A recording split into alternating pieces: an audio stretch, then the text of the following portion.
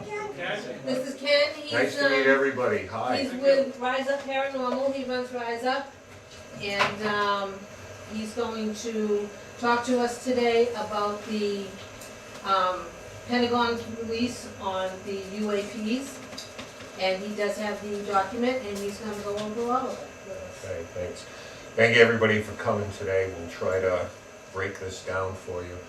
First of all, this is probably the most important and significant thing that's happened in the UFO community in the last year. We were all waiting for this report. How many, I'm going to assume that everybody knows about the report. How many of you have read it, the entire report, right?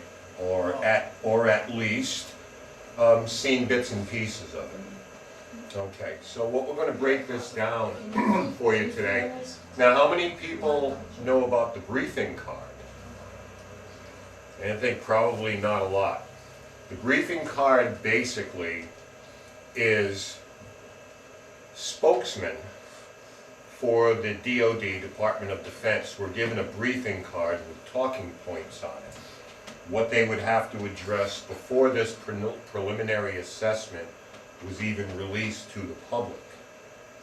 So we're going to break down a little bit of the timeline here as far as where did this report come from and what's the importance is. Now, after ATIP, right, Luis Elizondo's program, after they disbanded in 2012, DoD confirmed that they did have a program in place to address the UAP phenomena. We're going to use UAP, you know, don't stop using UFOs because that's how I know them too. So this program pretty much took place somewhere in 2018, and it was turned over to the United States Navy. On June 24th, 2020, the Senate Intelligence Committee voted to track and analyze data that was being gathered as far as sightings in the military. Now, on August 4th, this is when the task force was formed under the direction of the Senate Intelligence Committee. They said, we need this, fine, we'll put it together. On December 27th, the omnibus bill was signed. Basically, this was just to provide funding for this task force. Now, in March of 2021, the Director of National Intelligence, John Ratcliffe, who was a senator who resigned his position and was named a DNI by Donald Trump, went on Fox News and started talking about this task force. This is an important date to remember. On May 16th, CBS was the first to air a segment on the UAP task force, what their protocols were, and what it was that they were to accomplish. The following day, on May 17th, the briefing card was issued. The briefing card were talking points that were given to various spokesmen, if they were approached by the press, how to present this. We know for a fact that NASA was one of the organizations that also received the briefing card, along with the Air Force and the Navy. This is how we want your spokesman to address this. Now, mind you, the assessment hadn't even come out yet. Okay? Now, on June 25th, the preliminary assessment was completed. They had 180 days to do it. They met that and brought it to the Senate.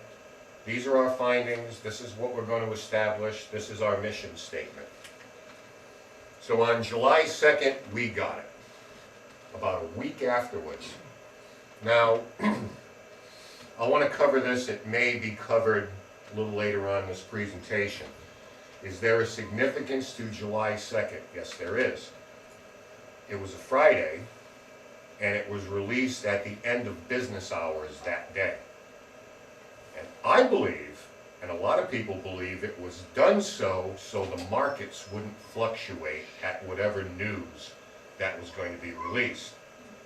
because other than the Senate Intelligence Committee, nobody knew what was on that report. Publicly, we did not. So why release it after business hours on a Friday? Well, because on the weekend news, you're going to get bits and pieces of it, but they didn't want the markets, the stock market, fluctuating in any way. That's just my personal thought, like, why now? Why release this on a Friday at 6 p.m. when everyone's closed? Now, the data they're collecting is limited to November of 2004 to March of 2021, and it continues. The catalyst for 2004 is when the USS Nimitz pilots recorded the 3 videos that we've all seen of UAPs behaving erratically and weirdly, and they got it on their radar, they have it on video, so they are going to take up from that point on. Okay, so the briefing card. What was this about? So we're going to make a comparison in some ways between what the report said and what they were already preparing for the public. Okay? Oh, let me go back one. Number one, we're aware of the report requirement. Yeah, no kidding. That was on the news. You got 180 days. So it's nice that the actual task force was also aware of everything we did. Thank you for that. UAPTF, we'll just call them task force, team is actively working with the Office of the Director of National Intelligence on the report. I refer you to the Office of the Director of National Intelligence for anything else regarding the report. Now, Harry Reid, Senator Harry Reid has set aside $22 million for the ATIP program.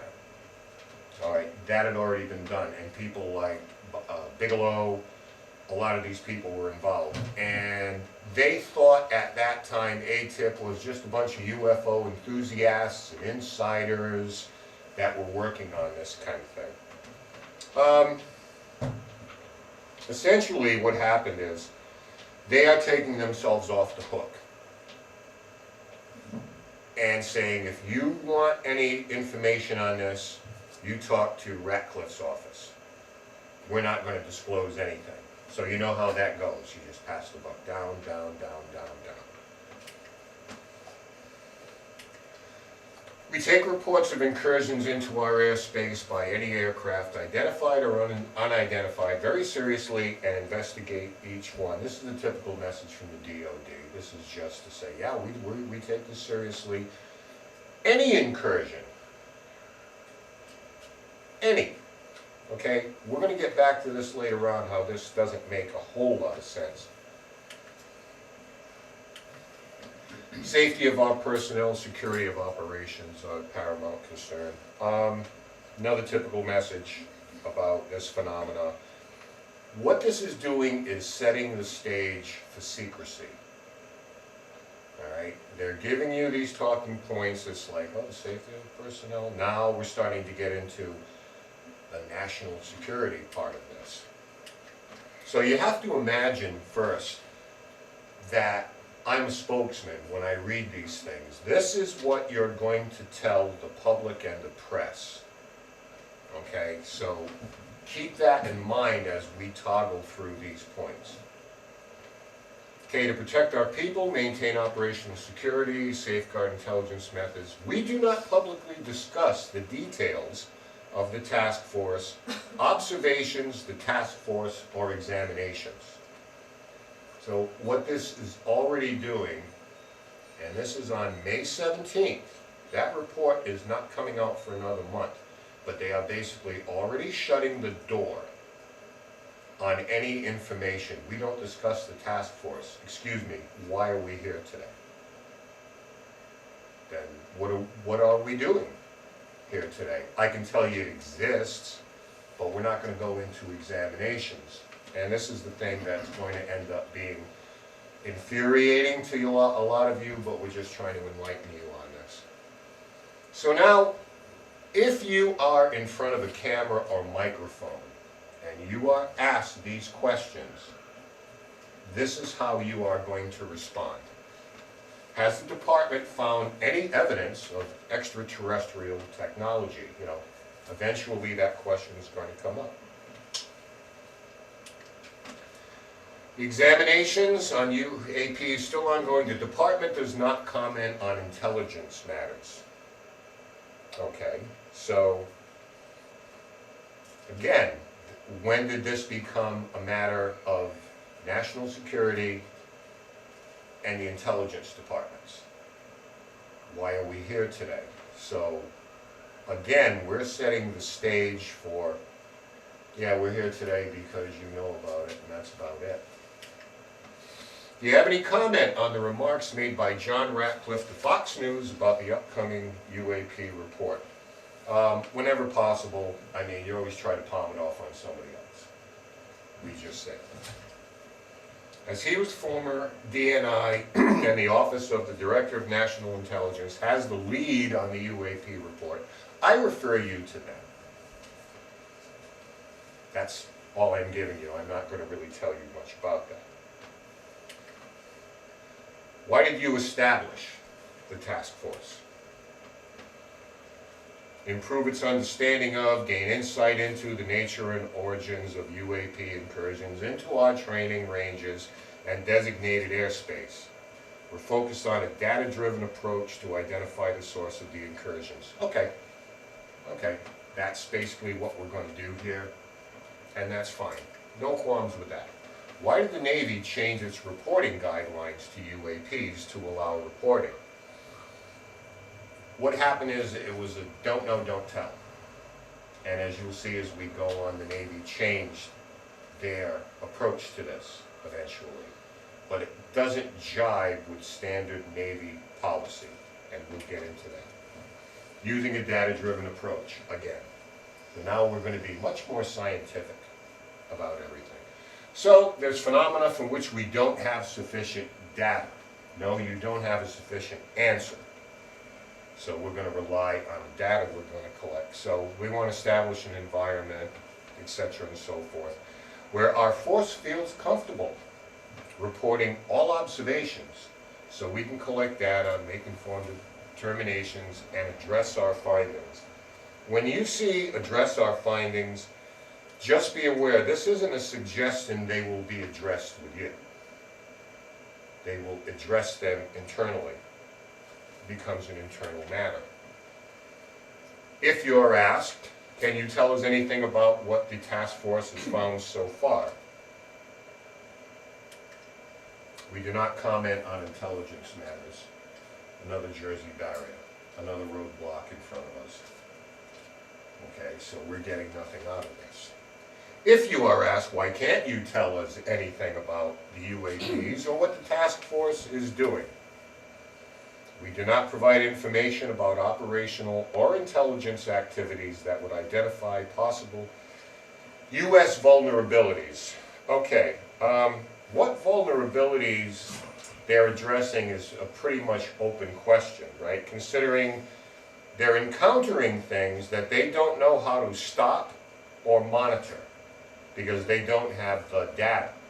So we're assuming that they're vulnerabilities at this point.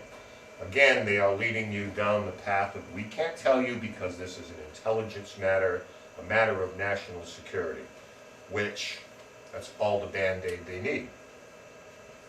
Another question, what budget does the task force have? In other words, appropriated defense funding to meet task force requirements. In other words, it's none of your business as taxpayers how much and where it comes from. Okay. Only we determine that. It goes into the DOD's budget, and at that point they decide to give you this and you this and you this. You don't get to know that with your hard-earned tax dollars. Okay. Virtually everything else about task force is classified. Per the Science Security Classification Guide. What is that? It can't be found Freedom of Information Act inquiries have not produced what the security classification guide exactly is or how it relates to the UFO phenomena. An inquiry was made by John Greenwald of the Black Vault in January of this year. And it wasn't until weeks later that a Navy spokesperson said it contains all guidance in handling classified information regarding UFOs. It's all been laid out, but it's not available to us. So the mechanism is in place. When you find one, when you see one, you report one, this is how you handle it. But we don't know what that is.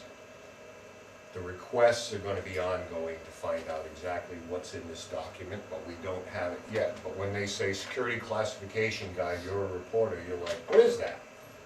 Well, we can't tell you. It just contains all sorts of super secret stuff that we can't make you aware of. So, the additional talking points. They've established a task force to gain knowledge and insight into the nature and origins of incursions into our training ranges and dedicated. We just heard that, right? I would argue that these type of records have existed since 1947. Okay, but we have chosen a date of 2004 to start examining this now because it's all going to be about data. But there are records that go from Roswell, Kenneth Arnold, we know all the stories, through the 50s, through the 60s, through the 70s. How about all of those things? So I'm getting to a bigger point here as we go along. Analyzing them now, just before we move on, may be more modern, but we had things like Project Blue Book, Project Sign, and all these different programs before. Unfortunately, what happened, there was a lot of misdirection involved in those, where basically their mission was to debunk or explain or make up explanations for those things. But the data still exists. Okay, the mission of the task force: detect, analyze, and catalog. And how are they going to do this, basically? It's yet to be announced if these reports are going to be off the record. We want to set an environment where our force feels comfortable reporting all observations so we can collect this data, make determinations, and so forth. Pilots are already required and have been forever to report anything unidentified.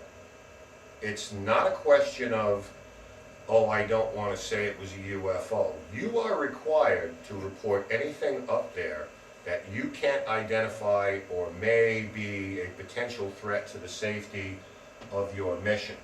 So this is already on the books. If we get into this anonymous pilot deal, then we're going to go backwards, because people have to go on the record. So what do? Do you go into your CO and just say, I don't want this to get out, but I saw something up there? That's not going to work. All right? People have to go on the record for this. Maybe you don't make them available to the press, but there has to be a record of the reportee on file. Your name is there regardless. Okay? Is this military pilots? This is military pilots. Only, not commercial? They wouldn't be required? Nope. Like we're getting in, we're going to get into that whole point about this too, but it's an excellent point. So you're exempting yourself from ridicule, but the paradigm here is that you are required to report this, but I don't want to report it. This is what you're saying has been going on. Then your pilots aren't meeting protocol. You don't have to say it was an alien craft. There was just something up there that went like this and vanished. And of course, people, unfortunately, people being what they are, they're going to look at these people like, hey, you saw a UFO. If that's all it takes for you as a professional pilot to not come forward with your story, then there is some type of institutional problem there that has to be dealt with. because nobody's saying these things are alien operated. You just saw something weird. So I'm not getting this. Previously, the services investigated UAP reports separately, and now essentially they're all going to network together. We saw this with 9/11, where the CIA, FBI, all these government agencies had all this information, but everybody was trying to have a contest with each other and not sharing it. So they've decided that agencies are all going to share their information. This is just a matter, I think, of drawing all these agencies in together to control the message. Because if they're drawing the FBI and NASA in, they're not going to want NASA to say anything that's going to be in contrary to what the Air Force just said. So if we gather all this information together, we can control the message. It's like, this is what, that's fine, you're part of our little group here, but this is what we want you to say. Hence the briefing card. Okay, so it sounds good. Oh, everybody's going to work together. Isn't that nice? If we can all just pool our resources. No, not really. Unless somebody goes rogue, you're going to get the same messaging from everybody else. So that's what this accomplishes.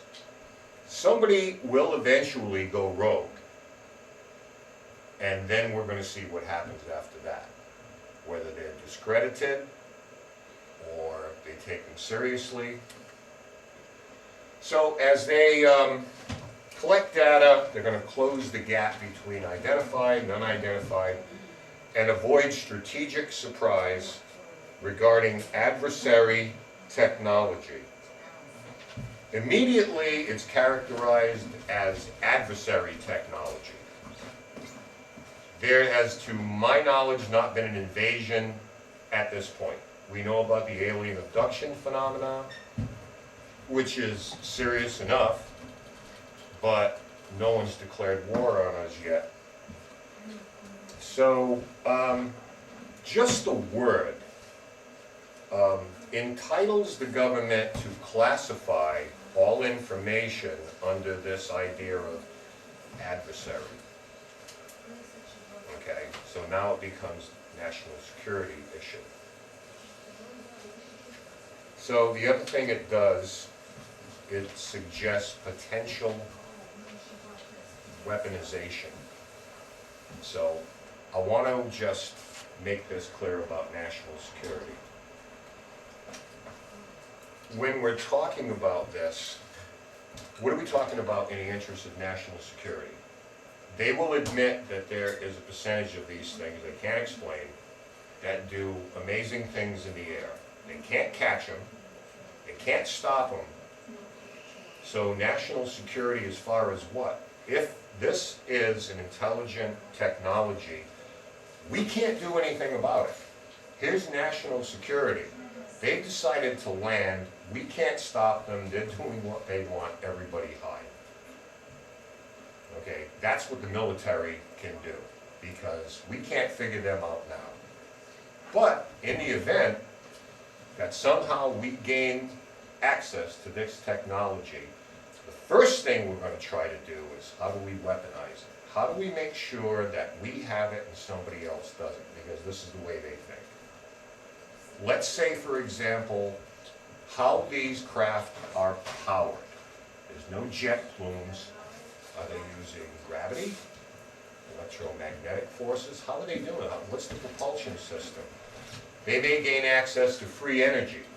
My God, we don't want free energy, because somebody somewhere along the line is going to try to squash this. Who gets access to develop this?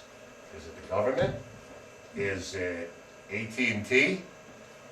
Like, who gets the government contract? Because once the government discovers this, it becomes a government contract.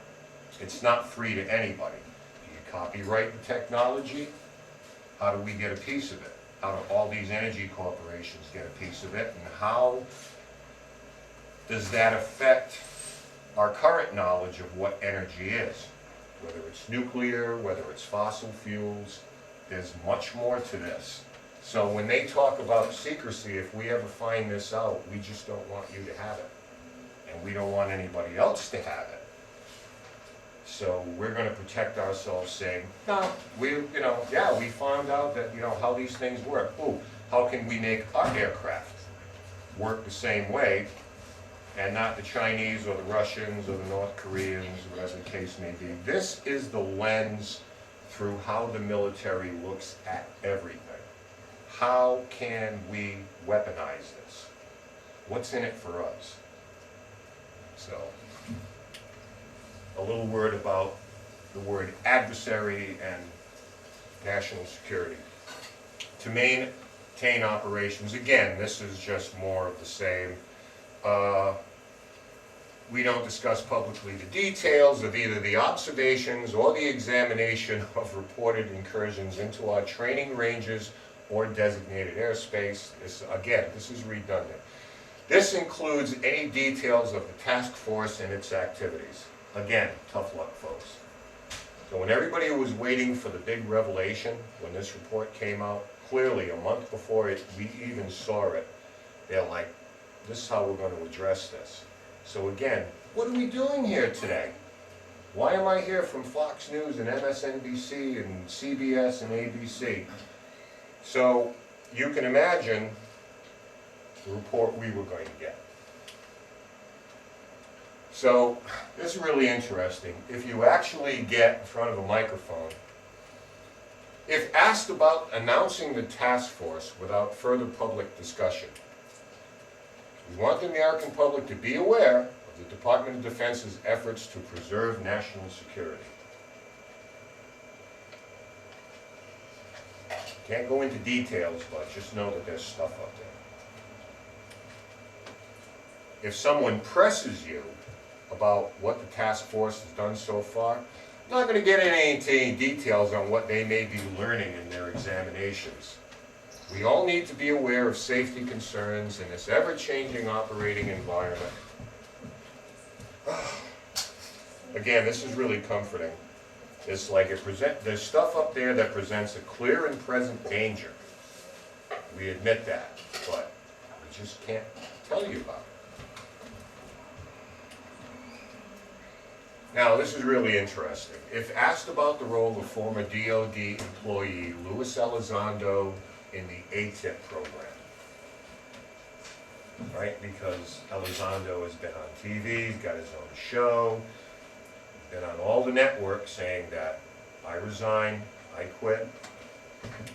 So you know it's going to come up. Louis Elizondo had no assigned responsibilities for ATIP while assigned to the Office of the Undersecretary of Defense. This really controversial subject.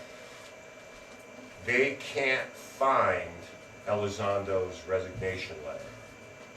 Freedom of Information Act cannot find it because DOD is essentially saying it doesn't exist. And they're steadfast in their claims he had no, here's the key word, assigned duties to ATIP. This is really unresolved at this point. I don't know where you come down on this, but he is the biggest voice out there. If asked whether the task force is a continuation of ATIP, and what's the relationship between this task force and the former one? Task force is not a continuation of ATIP. Now, both of these statements deny that ATIP was a UFO research program. That was their original statement. No. We are trying to find out about adversarial technologies, other countries' technologies. We're not looking into the UFO phenomena. But then later, they say they employed UFO gathering data to inform their conclusions. So you said you weren't going into this, and then you said, yeah, we were, which is what Elizondo was saying. If he is arguing they're in denial about UFOs, why are they now claiming that they weren't?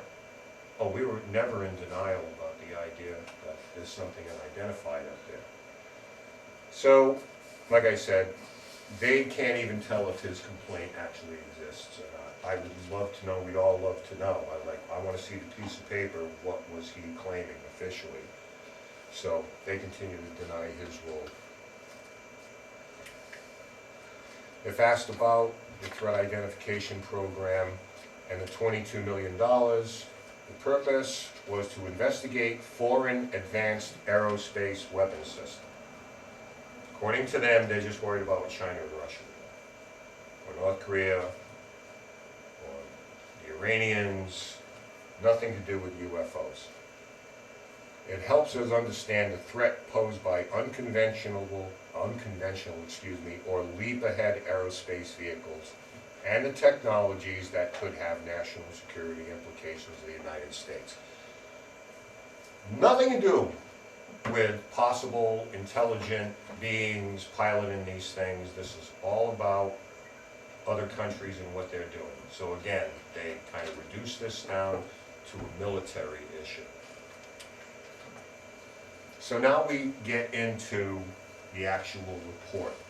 And if you bear in mind what we just went over as far as their talking points, and understand what I just read was supposed to be what they say to the public and to the news services. So now this is the cover of the report. You'll notice June 25th it was released to the Senate subcommittee.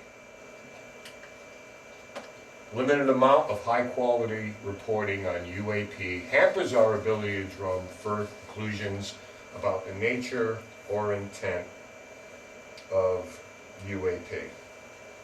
Okay, a limited number isn't correct because by definition, anything unidentified is already exhibiting unusual flight characteristics. Okay? Like, these people know what a plane is, what a helicopter is, what a rocket is, what a missile is.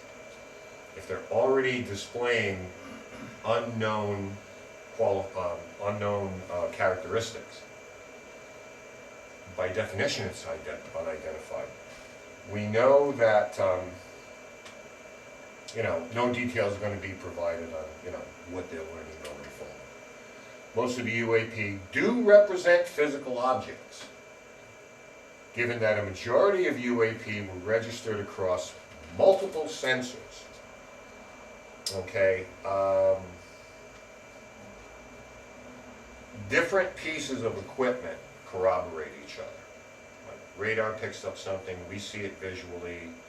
Infrared also picks it up, so all these sensors corroborate each other, which is exactly what you're looking for to determine if something's there or not. Checks off every box. In a limited number of incidents, UAP reportedly appeared to exhibit unusual flight characteristics. This could be the result of sensor errors, spoofing, somebody's making it up, or observer misperception and require additional rigorous analysis. In a limited number of incidents, we can communicate with any craft in the air, adversary or not. Maybe they don't respond, but we know that they hear us.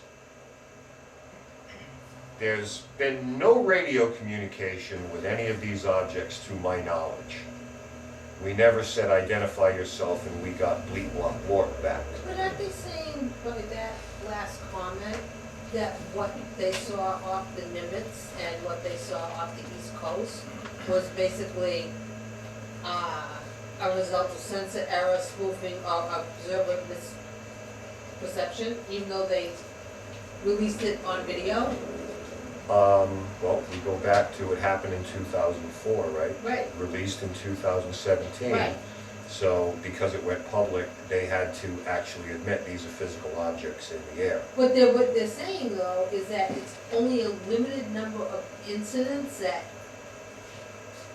They're saying a limited number of incidents, they appear to exhibit unusual flight characteristics. My argument is, if it's unidentified, it's already exhibiting unusual flight characteristics because you can't communicate with it. They don't have the typical lights, they don't have the typical characteristics of any of the things I mentioned. A plane, a missile, a rocket, anything. So this is, they all exhibit unusual flight characteristics, especially when you can't communicate with them. It just seems like they're still playing the same game of putting people, Well, of course they are. making people think that they're. Of course they are. Once you determine if it's a bag, a bird, or a cloud, it ceases to be unidentified. You know, it's like, that's a plane. No, that's not a plane, and it's not any of those other things. So when they say limited amount, I would argue it's the vast majority of these things. Okay, probably multiple types of UAP requiring different explanations. We know some are round, some are triangular, some are cigar-shaped, some move at slow speeds, high speeds, varying speeds, can go like this to this. Some have light, some do not. Some shoot off, some vanish, literally just go poof without flying What about the on. ones that go in the ocean? Yeah, we got And those too, USOs. right? So if any country has figured out not only how to fly one, but create various models that do all of this stuff, folks, we got bigger problems than this. If this is an actual country that's figured out how to drop, like the Tic Tac did in the Nimitz thing, 10,000 feet in a second and a half, and then shoot off without melting everybody inside, we've got bigger problems. We've got really big problems. Different explanations, yes, I would say so. UAP clearly pose a safety of flight issue and may pose a challenge to U.S. national security. I go back to my original idea. If they are displaying these characteristics, take national security, roll it up and throw it away. Because there's nothing we can do to stop these. The only thing we can hope to do is get that technology. So this isn't a matter of national security not telling you, this is a question of can we own them. What are the Let's be chances- clear. What are the chances that they are actually, the guy who ran the radar on the plane that came off the Nimitz, Yep. okay? He was definitely worried about the safety. What are the chances that these things are actually ours? And as he said, they were releasing them so that the Navy would see them to see what their reaction was going to be. We're gonna get to that. Sorry. All right.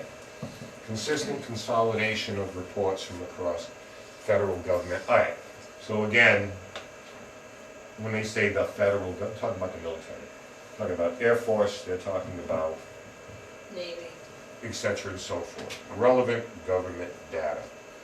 Means the only reports they're gonna entertain comes from those in the military. You see a UFO on 95 South,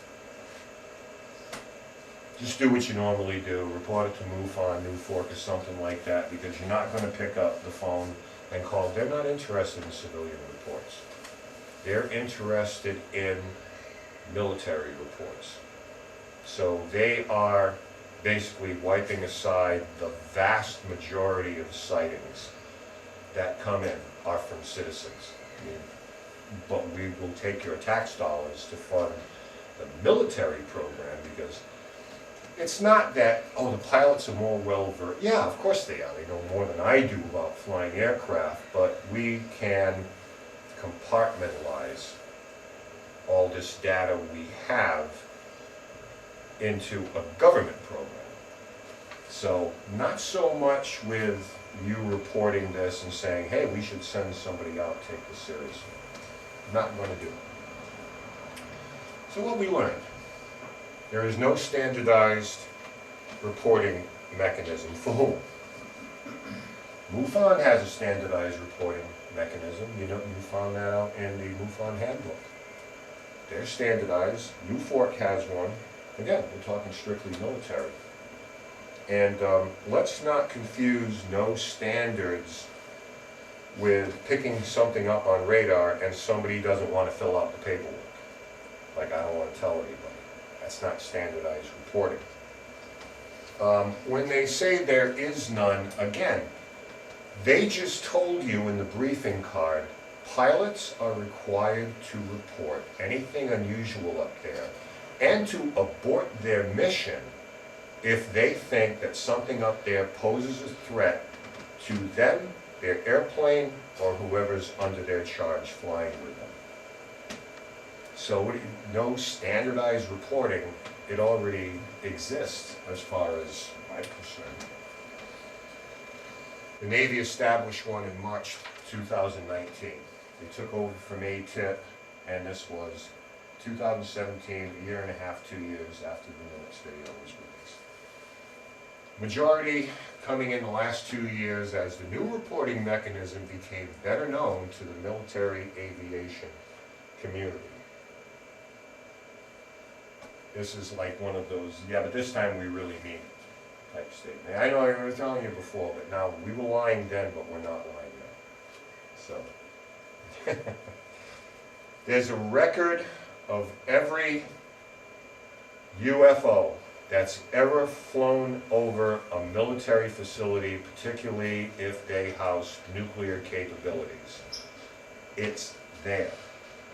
It's there. Edwards, Malmstrom, it's already on record. And it happened before 2004.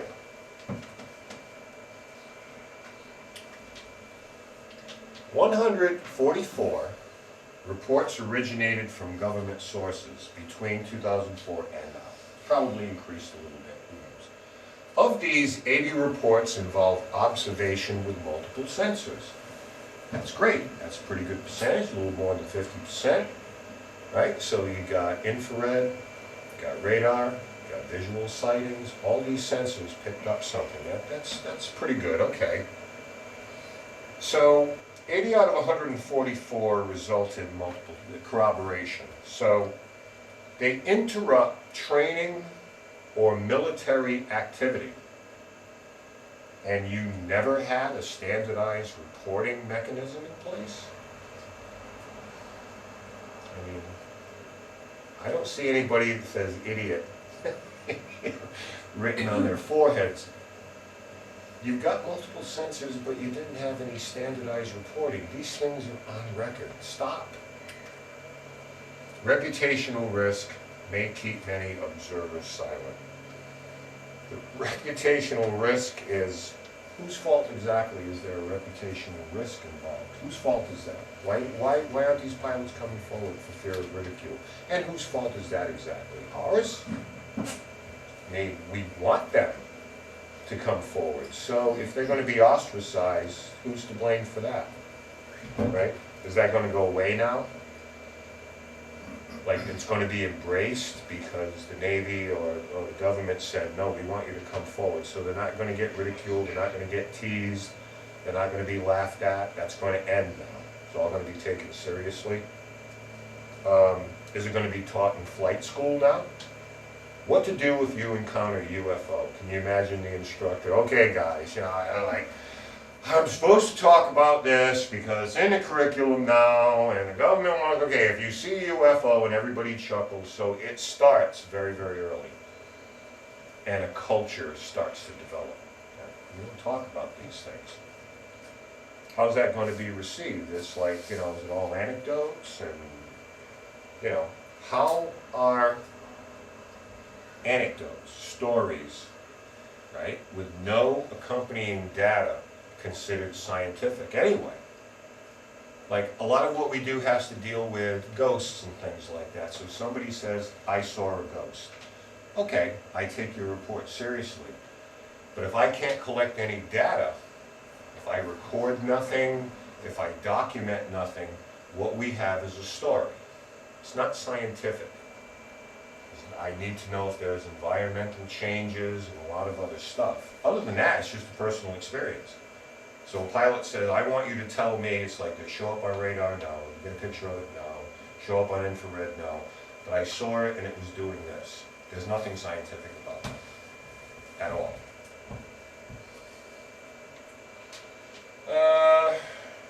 Let's see, where are we now? 144 reports originated from government sources multiple sensors, reputational risk. Okay. Numbers of sensors concurrently observing an object play substantial roles in distinguishing UAP from known objects. Our sensors aren't designed to identify UAP. But you just told us that 80 out of the 144 showed up on multiple sensors. This is in the report. This isn't in front of the press. This is what they told you. It's like, you just told us that 80, almost like more than 50% showed up on multiple sensors. But it's like the numbers of sensors play a substantial role in, you don't know what they are. All you can tell us is what they're not.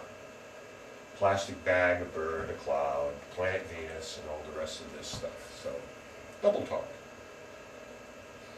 So, it may result in a collection bias. This is actually a good thing, because what they're saying here is collection bias in this case is not saying only people who believe in them report them. What they're saying is, when they occur on military bases, the personnel are trained to observe these things, particularly during exercise. They're trained to observe anything that shouldn't be there. Could be a plane, could be someone outside the gate. So they've got the sensors and the mechanisms to report these. So that's a good thing, you know, because essentially they're saying more reports come from bases because these people are trained to look at these things. I think that's fair. I think it's fair. A small amount of data that appeared to show UAP demonstrating acceleration or a degree of signature management. The term signature management, okay, fancy term, that's word salad. Let me tell you what it means. Signature management means that some of these craft are displaying radio jamming or stealth technology. That's what signature management means. In one of the Nimitz videos, there is a readout in the cockpit screen. And one of the entries is 0000. What that means, or what it meant on that, and I think the last time I talked here, I told everybody about it when we showed the video. That means I'm sending a radar signal. Radar basically is, I send a signal, it bounces off you, comes back to me, I know you're there. In the case of zeros across the board, the radar from the F-18 was going out, hitting this object and not coming back. By definition, that's stealth technology. These craft aren't invisible, they just don't show up on radar. So when they talk about signal management, that's what they're talking about. And a plastic bag, and a bird, or anything man-made that goes that fast and behaves that way, it's beyond stealth technology. We can say, oh, it's not coming back, they're using stealth technology. But then again, that thing just went 10,000 miles an hour.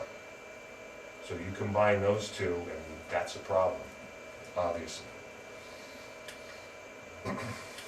So this is what they come in with possible explanations in the report. Airborne clutter, birds, balloons, drones, things like that, debris, plastic bags, natural atmospheric phenomena, ice crystals, moisture, thermal fluctuations. Thermal fluctuations is when you see a ship or a city floating above water or something. It's just a reflection, hot, cold, thermal induction. Military or industry developmental programs. Developments and classified programs by U.S. entities, what you were talking about before. We're going to get all these agencies together and pool our resources, except for the Black Ops. They're not on board. We're not going to bother with them. If we have things that we're flying around that exceed what we know, there's nothing we can do about that. But they belong to us. Can we put this to rest? That's just, well, we're not going to tell you that. Because if you know that, then another country knows it anyway. Okay? they know it anyway.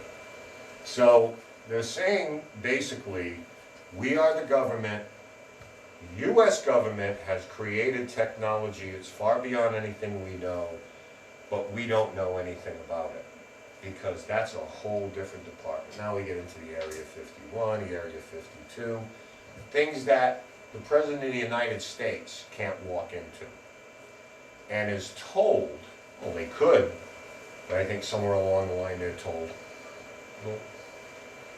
no, you're not going there, national security. Personally, we're not flying things that do that. We're not. Foreign adversary systems, technologies deployed by China, Russia, another nation, or a non-governmental entity, like Jeff Bezos has created these things because he's got the money to do it. That's a non-governmental entity. Other may require additional scientific knowledge to successfully collect on, analyze, and characterize some of them. We would group such objects in this category pending scientific advances that allowed us to better understand them. A fancy way of saying this is beyond the realm of known science. The way that these objects move, characteristics, the method of flight, we don't know. So we're going to have to wait another 50 years until we actually catch up to this, because this is an admission that this doesn't exist, which is why they call it other. So this essentially tells you that there is a possibility in their minds that these aren't from around here, but they do it in a way that, oh, non-governmental entities and scientific knowledge has to catch up. It will never catch up. We need another 1,000,000 years, and that's even if the Earth is still here, if we even survive. So, flight safety, national security, they are required to report these concerns when aviators encounter safety hazards. What we talked about before. It's already on the books. They're supposed to do this anyway. Task Force has 11 reports of documented instances in which pilots reported near misses with a UAP. Again, these 11 reports are from 2004 to 2021. You go back 11, like 11 a year, if you're going back. Currently lack data to indicate any UAP are part of a foreign collection program or indicative of a major technological advantage by a potential adversary. So they just wiped that whole statement off the board. What was ATIP doing? What's the task force doing? You're saying that we have to find out if they're from another country. We don't have anything that indicates that they are. It's not anything. All our spy satellites and all our intelligence on what everybody else is doing can prove definitively that we have to keep an eye on that country. It doesn't exist on Earth. Nothing can do that. Let's go to this. Okay, so what happens now? They're currently working, including the U.S. Air Force, and has begun receiving data from the Federal Aviation Administration, the FAA. So they've begun to take airline pilots' reports into account too. Okay, so step in the right direction, but the FAA is also a government agency. Okay, it says it right there, Federal Aviation Administration. So again, we'll take those reports, we'll lump them in too. But airlines aren't equipped with infrared and sensors like an F-22 is. Okay, so again, we're going to have to go with control tower radar data. So we're kind of limited in that. But at least they're going to let those pilots have their say. Again, because it's a federal program, they can also control the messaging too. It's like, I'm a pilot, I saw this, okay, give your report to us, you're never to speak of this again because national security. Until somebody goes rogue when they retire, which is what happened to David Fravor and the radar operator on that ship. They're out of the military, unless they're signing non-disclosure agreements or something like that. They really can't make them once they retire from military service. They can't, not legally. The Air Force began a 6-month pilot program to collect in the most likely areas to encounter UAP. So they know where these things are taking place, so they're, according to them, are training their pilots to observe these things. Search historical data captured and stored by radars. Great. They're going to go back now into the archives longer than 2004. It's a good place to start, but let's work backwards, and let's not forget all the rest of this stuff that existed from the time of World War II on up. It may not meet the criteria you put in place, but let's not pretend like it didn't happen either, because this is going to paint a more complete picture of what's going on up there. Additional funding for research and development could further the future study of topics laid out. In other words, it's like, we please give us money. You know, if you give us money, we could do a lot better in this type of thing. So we'll never know where it's going to go. But essentially, it's just letting everybody know that if you really want us to do a good job, what do we need? We need more money.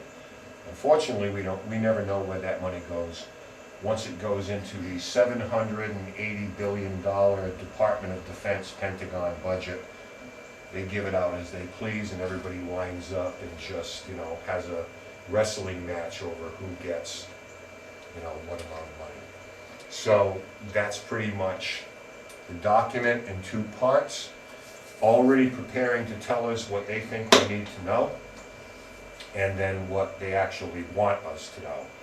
And in both cases, they sort of mirror each other. The talking points were already covered in the actual report. As members of MUFON, I would be extremely insulted and upset that the sightings, and listen, you're going to misidentify things, pilots are going to misidentify things. As long as human beings walk this earth, we're not infallible. We understand that. You know, sometimes it's like, I don't know what I'm seeing, I was in my car, I saw it briefly. And then they go to star charts and things like that and say, okay, you saw the planet, whatever. We get that, okay? It's not meant to mislead, it's just a misidentification. And once it's explained, all right, we move on, no big deal. But if you can't explain it, those need to be part of this conversation. Because you have data gathering elements, you're instructed to do that. If you follow them to the T, then you're going to take them at least credibly. Okay, so there are mechanisms in place. So now we've got airline pilots going to jump in on this. Good deal. What happens with us?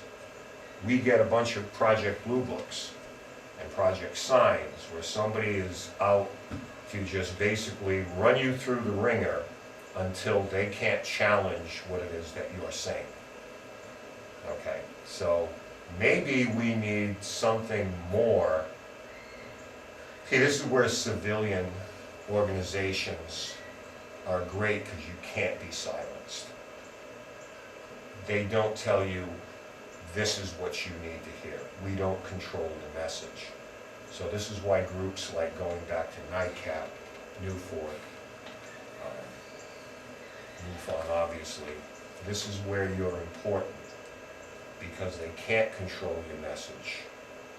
And they got to this point with all the negative parts of this, and just, you know, they promised everybody, we're going to have disclosure. It's like, I think a lot of us understood you weren't going to get disclosure.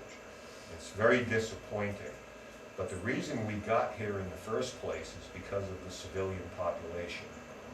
Because if not for the Senate Intelligence Committee saying we need these type of things happening, and the disclosure of the Nimitz videos, which was really the trigger for this whole thing, because people went crazy, we wouldn't have got to this point. Despite what you may think of these people, people like Marco Rubio, was a huge voice in this type of thing, and others, Democrat and Republican. You know, it's one thing they could agree on, we need to know what's in the skies over us right now. So, I would say just keep doing what we do and make people take this seriously.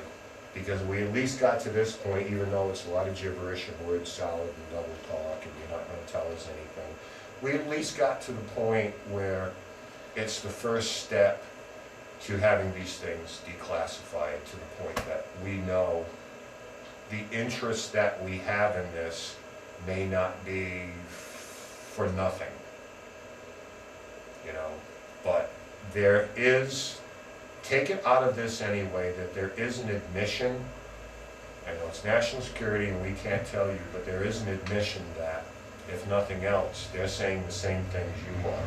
We don't know what's going on up there. Fine, just say that, you don't know what's going on up there.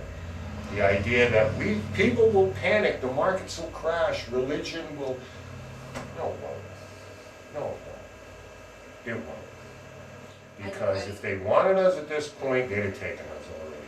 I also think that because of their behavior in the past, that they can't come out and just say, oh yeah, well, we know what they are, and this is what they are, and they exist, because of the things that they've been doing since the 1940s. Well, the only thing I would say to that is that you are suggesting, you know, some type of, you know, we've had some type of collusion between us and an alien race that they're not telling us about.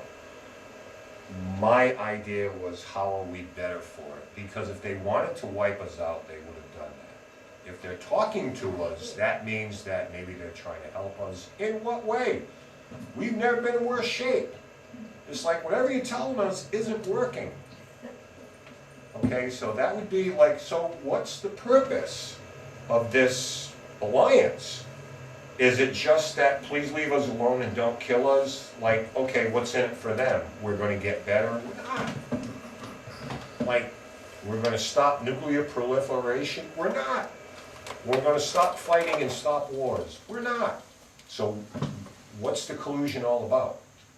They're going to repopulate us? Well, they've done that any time. So whether it's for reasons of good, altruism, you know, ultimately evil reasons, this alliance, like, what's it about? Oh, we know they're there and we know, so. Or are we like a field trip, where it's a bunch of 8th grade aliens just coming here looking at the animals in the zoo, right? They're just going on, let's go on a field trip to Earth. Boom, we're there. Look at these characters. You know, I mean, so I don't know. I don't think any of us know ultimately, like, what's the purpose for something like that? I mean, I'm not saying it's not happening, I'm just not smart enough to understand what the end game is. You know, why, what is it? If it's help, yes, now. We need help, we're in trouble. And this has been going on since 1952, when Eisenhower met with aliens or something. It's just like, that's long enough. Let's get to the point here, what's going on? Wipe us out or help us, one or the other. That's kind of the way I look at it.